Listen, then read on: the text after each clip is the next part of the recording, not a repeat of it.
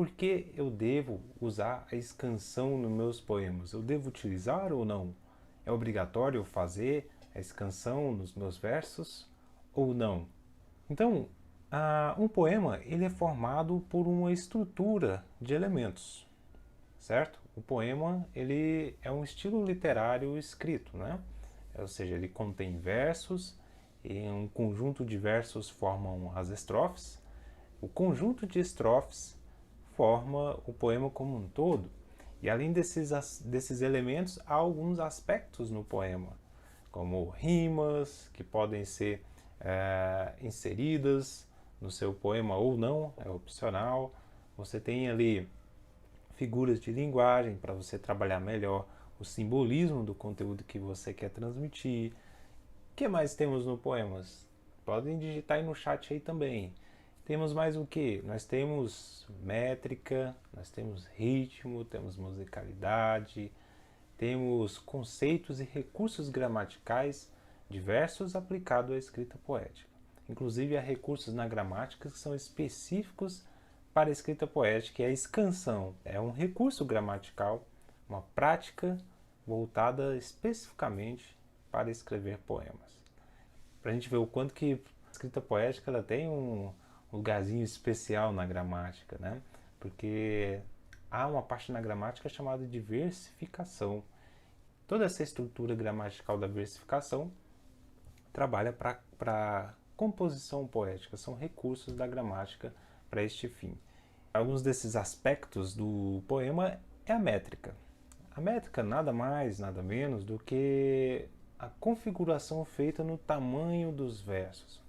Lembrando que verso é cada linha do seu poema. Então a métrica é fazer de uma maneira como construir uma parede, que a gente coloca tijolinho por tijolinho. Nas métricas nós vamos trabalhar sílabas por sílabas. Então os versos são formados por palavras, palavras são formadas por sílabas. Sílabas são formadas por conjunto de letras. Então nós vamos atuar na métrica nas sílabas. Então vamos voltar um pouquinho lá nas aulas de português da terceira série, da segunda série, né? Quando a gente estava começando a aprender a formular as palavras, a estruturar as palavras. E a professora nos passava aquela atividade, né, para casa, para fazer na sala, aquela lista de palavras para poder separar as sílabas. Então, a gente separava a sílaba, né? Por exemplo, a sílaba computador, por exemplo, né? Computador. Então, a gente tinha que fazer essa separação silábica, que tem todos os recursos, encontros vocálicos, né? Que são vogais juntas ou separadas. Então, todo este universo das sílabas vai voltar aqui agora para a gente trabalhar nas métricas e na escansão. Então, além dos encontros vocálicos, também tem vogais em sequência em palavras diferentes, que na métrica vai ter uma outra forma de lidar com eles e vai fazer muita diferença no processo da escansão, como vamos ver daqui a pouco, aqui na prática, como vamos fazer isso. Então, a separação de sílabas é um fator essencial na escansão e na estruturação métrica dos seus versos. Então, inclusive, como essa aula é mais direcionada para a escansão já vamos diferenciar aqui um pouquinho o que é a escansão da métrica. Métrica é a configuração que a gente faz do tamanho do verso, a contagem de sílabas e etc. Enquanto que a escansão é a prática de fazer essa metrificação, é buscar fazer isso e estruturar o seu verso para que ele tenha ali toda uma estrutura bem delineada e de maneira estratégica trabalhar a musicalidade e o ritmo no seu poema, que é um fator essencial. Quando eu digo ritmo e musicalidade no poema, não é a musicalidade como o formato de uma música, por exemplo. Não é nesse sentido. Meu poema ele tem que ser para um formato cantado, para ter musicalidade. Não é isso. Ritmo, tudo existe por um ritmo. O relógio de pulso, aquele de parede que tem ponteiro, ele tem um ritmo. O que demarca o ritmo dele são os ponteiros do segundo, dos minutos, da hora. Então, na música também tem um ritmo. O que demarca o ritmo? São aqueles compassos iguais, com espaços semelhantes de tempo entre eles. Então, é o que comumente se faz, né? O compasso 1, 2, 3, 4, né? Então, 1, 2, 3, 4. Então tem um ritmo aí, 1, 2, 3, 4. Então no poema, de uma maneira implícita e oculta, também existe esse ritmo, existe essas demarcações próprias que permite com que o poema ele tenha um fluir na leitura, seja uma leitura em voz alta ou uma leitura apenas com os olhos, né? Não falar necessariamente. Esse ritmo ele faz a diferença, permite uma fluidez melhor, permite um trabalho melhor com os seus versos e valoriza muito o seu poema. Valoriza muito a maneira como você vai transmitir a mensagem no seu poema. Isso tudo faz diferença, né? São os detalhes. Na verdade, a escansão e a métrica é um trabalho nos detalhes. Todo o grosso do poema, que são os versos, as estrofes, são a parte mais grossa, né, do poema, né? Mas agora a parte mais detalhistas aí envolve isso, são as rimas, são as metrificações e as sílabas. Essa separação de sílabas, como eu disse antes, vai estar muito presente. Então anote aí, ponto principal para fazer o trabalho de métrica e escansão, que é a prática da métrica, é a separação de sílabas. É um fator importantíssimo. Outro ponto é trabalhar a ideia do ritmo no poema. Então, como é algo mais abstrato, digamos assim, não é tão palpável quanto as sílabas que tem lá, as sílabas escritas, mas nós vamos ver como isso é possível de ser percebido e você que está escrevendo o seu poema ali no processo criativo da escrita, poder perceber e fazer essas configurações para que fique para que seu poema fique com a musicalidade melhor, fique com um fluir mais interessante e mais rico. Então anotou as sílabas, pronto. Outro ponto importante, e vamos voltar lá, agora voltar na quarta série. Na quarta série, onde vamos relembrar as sílabas tônicas. Sílabas tônicas. Sílabas tônicas nada mais, nada menos do que a sílaba mais forte de uma palavra. Então, se uma palavra tem uma sílaba ou 10 sílabas, ela vai ter uma sílaba tônica. É uma sílaba mais forte, é aquela que mais é presente, aquela que demarca o ponto principal daquela palavra. Todas as palavras têm, sem exceção de nenhuma. Agora que vimos que a importância da escansão faz em toda a estrutura do poema e ver como é que são simples as ferramentas, agora vamos ver isso na prática. Vamos ver como isso acontece, como essa mágica acontece, né? Trabalhar com as palavras, com as sílabas, porque é muito interessante ver como é o processo da construção do poema, né? Primeiro nós começamos a trabalhar com ele dentro de nós e depois transformamos isso em palavras.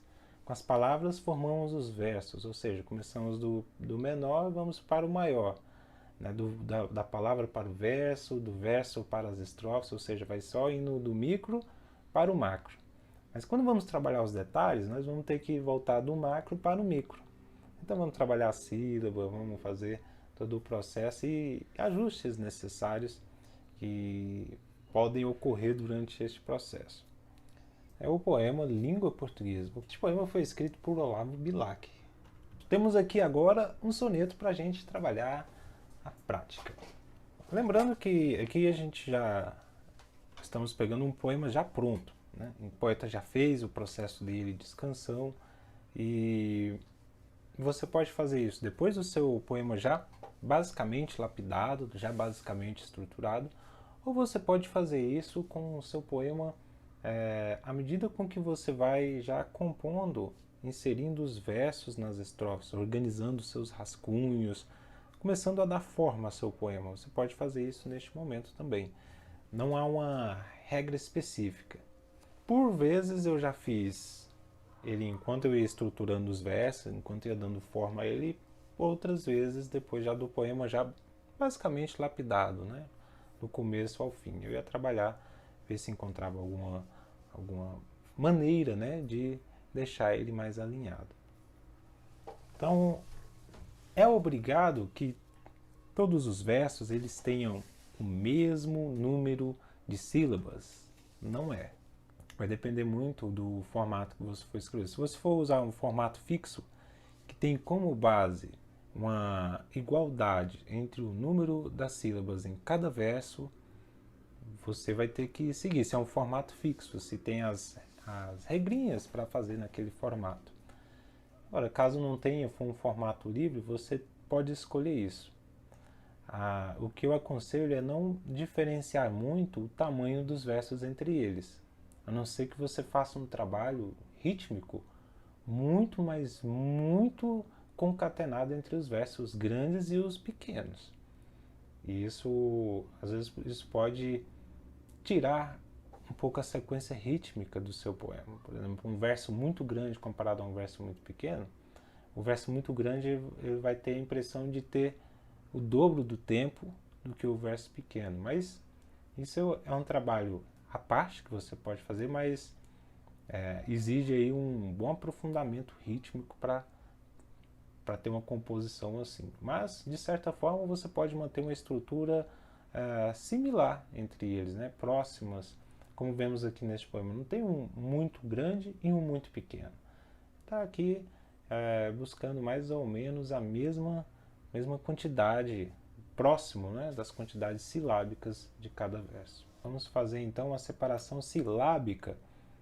E aí vamos ver uma diferença da separação silábica na escansão, ou seja, a separação silábica poética, da separação silábica gramatical, que vimos lá na escola. Então, primeiro vou fazer a separação silábica gramatical, para depois vermos no exemplo a separação silábica poética. Vamos ver? Olha só, última, vamos separar. Última flor do Lácio, inculta e bela. Então aqui, ó, vamos contar as sílabas de 1, 2, 3, 4, 5, 6, 7, 8, 9, 10, 11, 12, 13. Ou seja, aqui deu 13 sílabas. Agora vamos fazer esta composição com as sílabas poéticas. A separação silábica poética ela vai acontecer muito mais com a sonoridade. Então não vai ser tão importante agora a separação silábica como vimos anteriormente aqui na gramatical, mas sim na fonética. Vamos perceber que, principalmente em vogais, mesmo em palavras separadas, elas vão ter uma certa unidade na sonoridade que vamos falar. Então, última flor, olha só, vamos ver a sonoridade. U-ti-ma flor. Então aqui a separação continua comum. Última flor. Do, lá, sio. Então aqui, até aqui continua ok, né? Só que lácio e inculta, aqui nós vemos aqui, ignorando a frase, né? A vírgula, aliás, vamos ver que há uma vogal em sequência com esta. Última flor do Lácio, inculta e bela. Lácio, inculta e bela. Então, a vírgula aqui, ela remete o quê? Que há uma pausa. Então, aqui, mesmo com a vogal na sequência, nós não vamos uni-las, porque há uma pausa aqui entre essas vogais. Última flor do Lácio, inculta e bela. Então aqui vamos ter outra separação, inculta e bela. Só que aqui nós temos uma outra vogal em sequência com outra vogal. Mesmo sendo de uma palavra diferente, lembra que pouco antes eu disse que essas vogais, mesmo em palavras diferentes, elas podem se unir e formar uma só sílaba? Acontece aqui. Oculta e ou seja, eu não abro a boca novamente para falar a próxima vogal. Então ela fica junta. Bela. Ótimo. Então aqui, se contarmos as vírgulas poéticas, ficou 1, 2, 3, 4, 5, 6, 7, 8, 9, 10, 11, 12. Vimos aqui então que há 12 sílabas.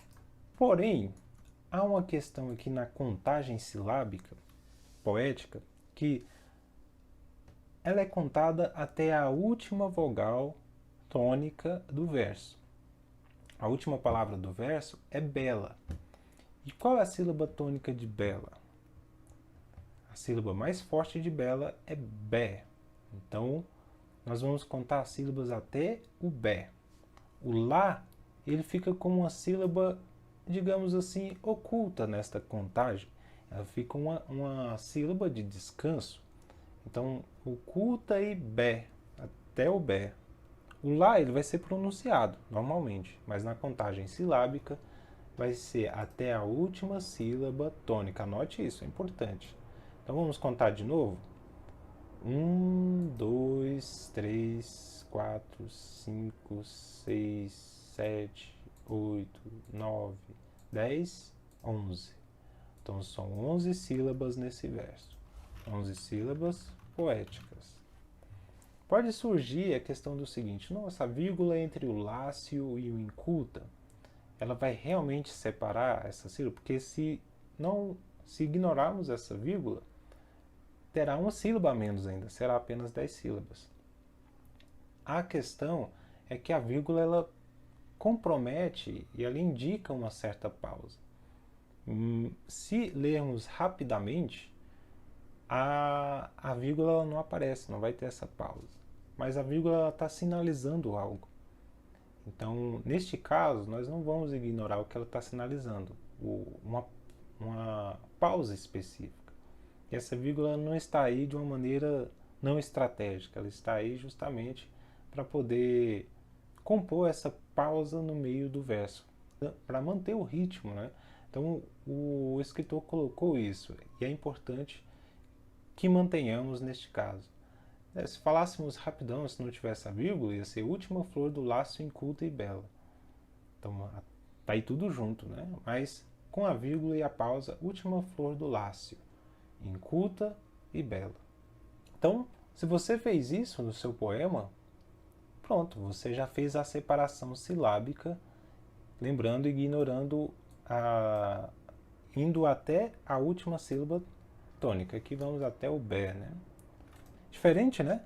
Na sílaba gramatical são 13 sílabas, enquanto que na sílaba poética são 11 sílabas.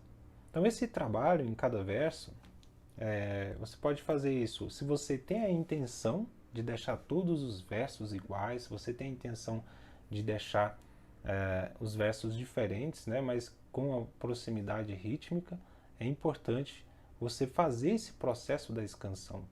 E mesmo que seja para conhecer a estrutura do seu poema. É um processo que faz você ver a forma e a pronúncia do seu poema de uma maneira muito mais aprofundada, muito mais integrada. Porque agora você conhece agora até os mínimos detalhes da pronúncia do seu poema. E isso é interessante, isso enriquece a sua experiência como um poeta entusiasta que escreve poemas, enquanto também até com o seu trabalho com a gramática, você começa a ver cada verso de uma maneira única, de uma maneira diferente. E isso faz toda uma diferença quando você faz esse trabalho, principalmente para você que está escrevendo. Então aqui, se você já fez essa separação silábica, poética, você já fez mais da metade do processo da escansão. Ou seja, você conseguiu encontrar cada detalhe nos seus versos e transformar isso de uma maneira inteligente, ver isso de uma maneira inteligente. E estratégica, inclusive, né? Porque agora, como vamos ver, agora